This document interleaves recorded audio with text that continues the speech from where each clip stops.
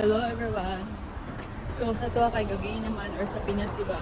So, dali sa Japan ay 6:50 PM mo siya guys. Sa tuwa is alas 5:50. So, karon guys, na 6:50 na PM dali or gabiin na siya dapat, diba? Pero dili guys, tanaw sa Japan, nag-sunset pa or hayag pa kayo.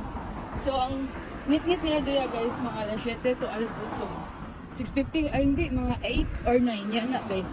Tapos, ang alas 4 nila sa kadlawon, mura nag alas 7 sa atong diba? Yan na siya kanindot diri sa Japan. Pag summer, taas kayo siya adlaw. Pero pag winter, walang dali na kayo siya magngit-ngit. Mga alas 5, alas 4, walang ngit-ngit na kayo siya, mura siya kadlawon. So, muna nakalayan diri sa Japan like sa Pinas guys. So, thank you for watching. Wala, box-baktas lang.